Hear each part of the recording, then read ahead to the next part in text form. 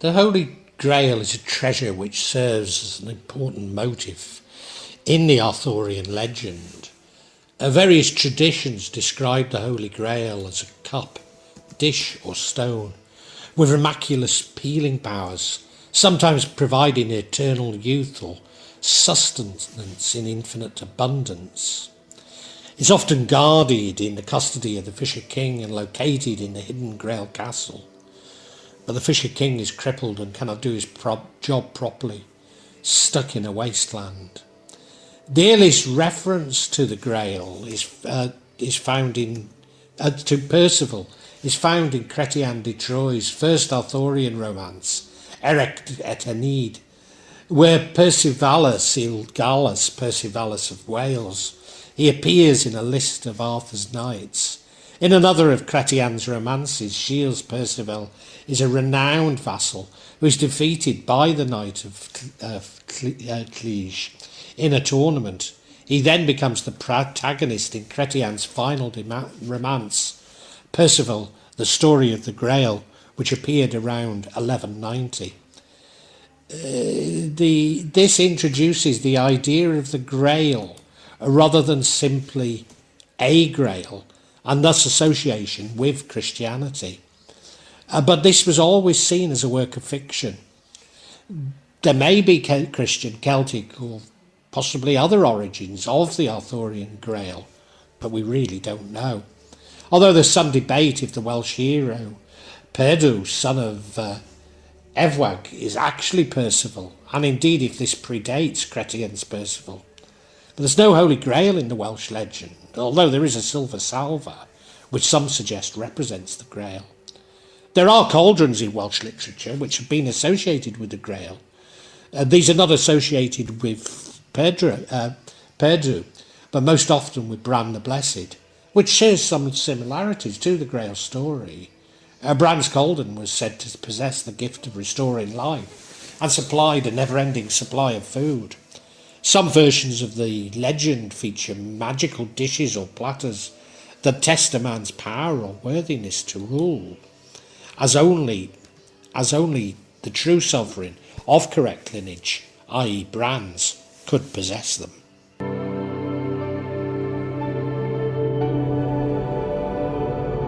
In the late 12th century, Robert de Baron, in Joseph de Arimathea, portrayed the Grail as Jesus' vessel from the Last Supper, which Joseph of Arimathea used to catch Christ's blood at the crucifixion.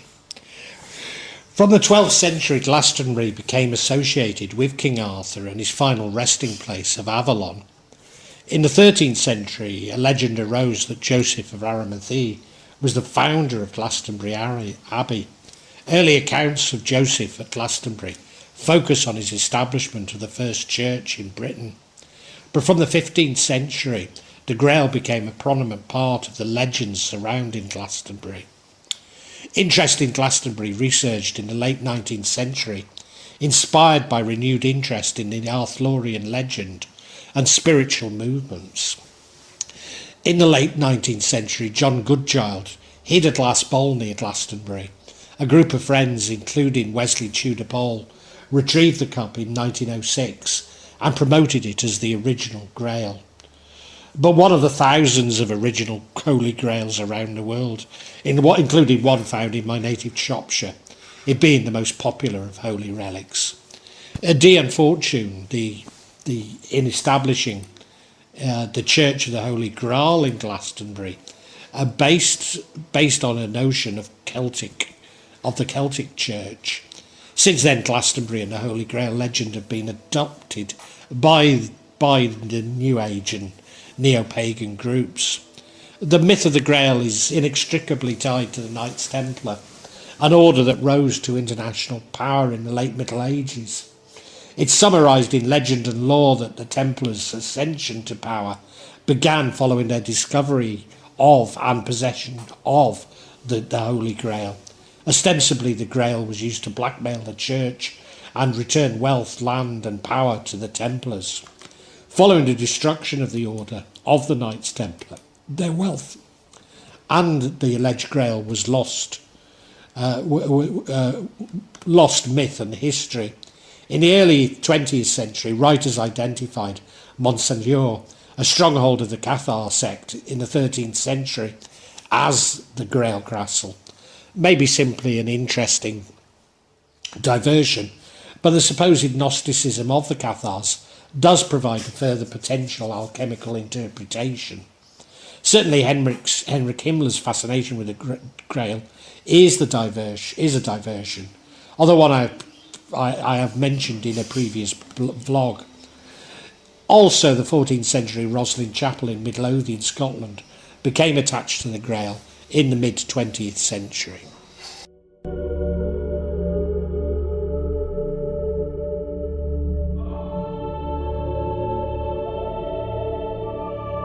Various traditions describe the Holy Grail as a cup, dish, or stone with miraculous healing powers, sometimes providing eternal youth or sustenance in infinite abundance.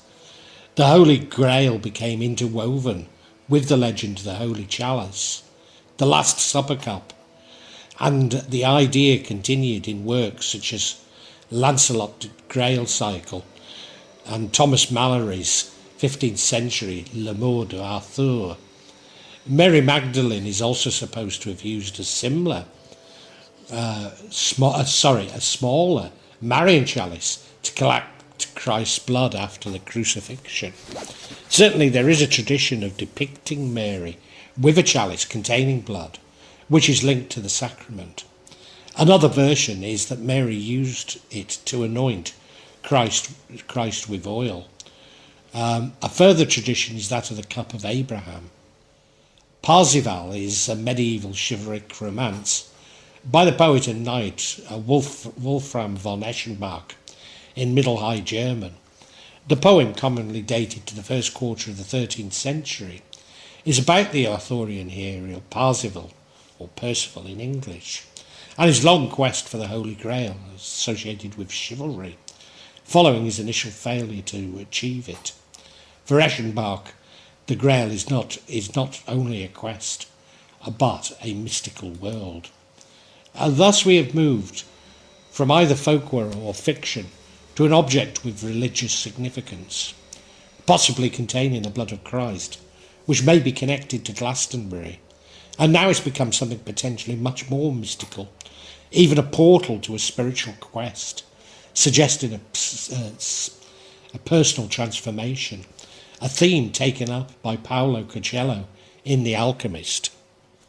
The quest itself, rather than merely in the object, the journey rather than the destination.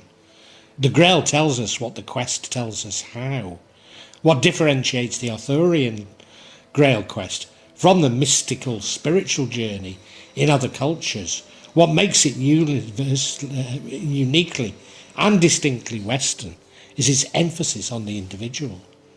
Furthermore, it's also believed by some that Christ turned wine into blood at the Last Supper, this being the foundation of the transubstantiation of the Eucharist within the Catholic Mass. Nevertheless, the term transubstantiation was probably not used until the 11th century, to speak of the change becoming in widespread use in the 12th century, coinciding with the Arthurian legend.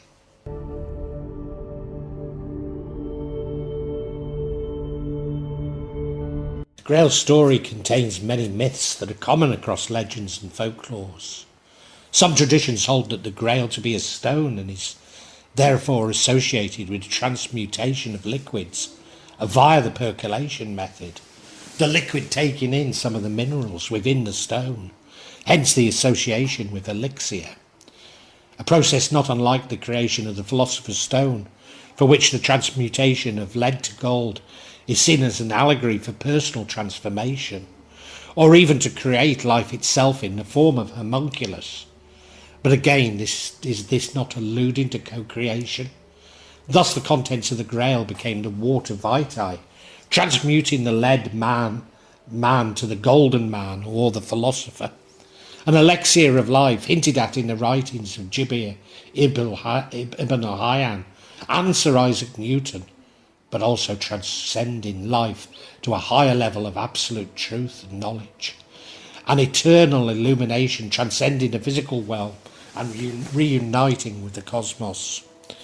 Within Buddhist and Hindu tradition, this could be seen within the Kundalini. The Grail thus becomes associated with the elixir of youth, immortality, healing the ill, restoring life, multiplying food and restoring hope. Mara Freeman in Grail Alchemy, Initiation in the Celtic Mystery Tradition, describes the Grail as being the simplest representation of the Western mystery tradition, hidden in plain sight. The book traces the evolution of the Grail from the sacred vessel of the Celtic goddess to the cup of Christ, revealing a spirit path rooted in the mysteries of the goddess, the Grail, the feminine inner world, and the sword, the masculine outer world. The Holy Grail emerged not only as a symbol of the feminine, but also as a symbol of the soul, for hidden within the sacred Grail legend lies an initiatory path that leads to the highest realm of consciousness and spiritual illumination. By working with the symbols of the Grail tradition, we can gaze into our own hidden depths and heal the separation between the masculine and the feminine, spirit and matter, heaven and earth.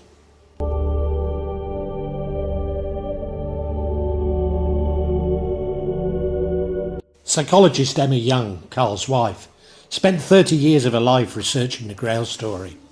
In deference to his wife, Young rarely wrote of the Grail, but Carl asked Marie-Louise van France to write up Emma's notes. She used analytical psychology to interpret the Grail as a symbol, as a series of symbols in their book, The Grail Legend. The Holy Grail was the mythological chalice that was held up to catch his blood, and because of its shape, it symbolises the divine feminine. The Jungian wholeness suggests the Grail quest is pointed out, and concepts such as individuation are frequently applied. But this is the dark feminine of Kali, uniting with the maleness of the Christ figure. Percival, returning from his adventures with King Arthur to find his mother, and lands up at the Grail Castle, understood by Emma Young and von France as the motherly realm of unconscious. He finds the wounded Grail King, sometimes known as the Fisher King, whose wound would not heal. He sits in his castle, rich but maimed with a festering sore. His kingdom is sick and stagnating, and nothing can help him. According to the legend, he guards a mysterious, life-preserving and self-sustaining dispensing object, the Holy Grail or chalice. The king can only be restored to life if a knight of excellent character finds the castle and at first sight of the Grail asks a certain question. If he does not, everything will remain the same. The castle will vanish and the knight will have to set out once more on his journey. The land will lay in waste. If a knight does not succeed in asking a question, the king will be restored to health, and the land will go green again, and the hero will become the guardian of the Grail from that time on. At the feast which is served, Percival sees a beautiful chalice mysteriously paraded by a golden maiden. But he doesn't understand, and he doesn't ask anything about it. He is a young soul and doesn't understand life. He's not questioning the meaning of truth. He's still in the domain of the ego. Percival sees a lance which, in popular imagination, has become the spear of destiny. The chalice containing the blood is a symbol of the feminine, and so too is the high sepulchre or grave or grail, which has the material meaning, since the mother is not only the holy place of birth, but also the mother earth, and that which receives the dead back into herself, both food and drink imparting, life bestowing aspects of death, and the grave are exhibited in the Grail. The mystery of coming into being and of ceasing is bound up with this image of the mother, interpretation which is taken to literal incredulity to become Mary Magdalene. Referring to the Grail King and quoting Young, Messerium Coniutionis, they say. Psychologically, he represents the symbol of the self, become visible in the human being, to which the entire social and psychic organisation of his people is adjusted. He is the symbol of a man in his fallen, stricken state, and seems unable to cure himself or his land. Jung and von Franz follow his trail, not through a character who is central to the tales, but through Merlin. Merlin makes perfect sense as a symbolic vestige of the tribal shaman, whose trance journey and healing role probably served as the basis for much of the Grail material. Merlin himself is a catalyst for uniting the male and the female, and thus co-creating and himself symbolising both Christ and the Antichrist, the red and the white dragon, the alchemical king and queen, the sun and the moon, sulphur and mercury.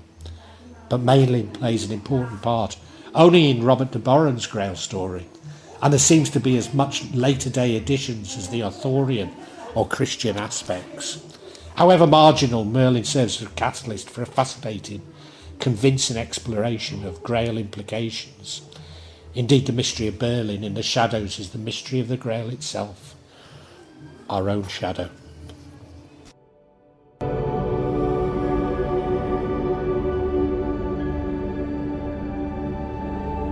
The Jung and Franz are directly expanded on interpretations by Carl Jung, which were later invoked by Joseph Campbell.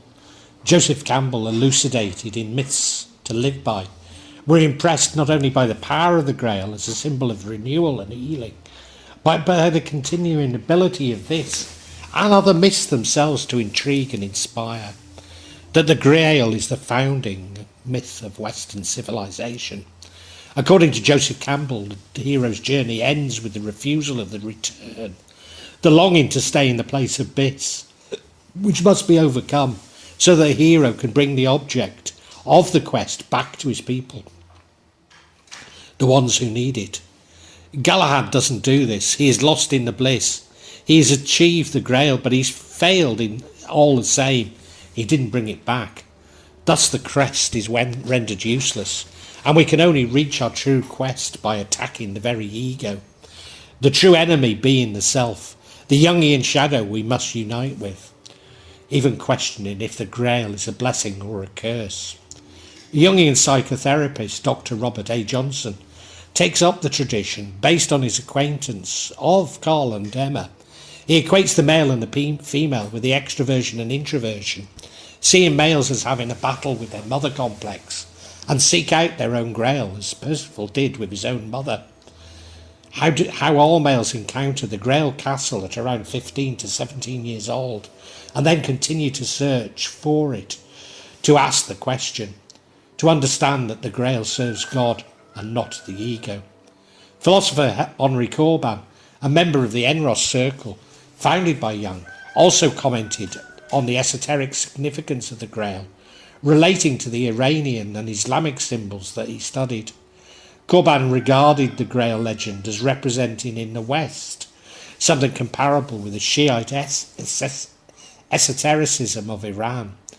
At the heart of Corbin's exploration lies the Persian notion of Zavanara, a divine radiance of luminous energy that permeates the cosmos and embodies the principles of truth, goodness and divine order. At its core, Zavanara represents the divine life of Ahura Mazda, the supreme god of Zoroastrianism, shining forth to dispel darkness and ignorance. It's the luminous essence of truth, goodness and order that illuminates the path of righteousness of believers. In Zoroastrian cosmology, Zavra is indicated and linked to the cosmic struggle between the forces of life and darkness, with Ahura Mazda and his divine agents seeking to hold Zavra against the forces of chaos and discord. But this also parallels with a similar effect to which is appeared to the Mayan Buddhist saint Rikitu in the Sutra of the Golden Light, when he realised that his Buddhist life had been predicted on the idea by meditation and devotion and so forth, so he could escape death. Thus the Grail story mixes Celtic mythology with Christian symbols, making a largely Eastern concept, finding a union with creation, the heaven and hell within us all, acceptable to the Western mind, but does so by appealing to the individualistic journey of yearning, Jung's individuation process, as the Knights of the Round Table separate for their own individual adventures.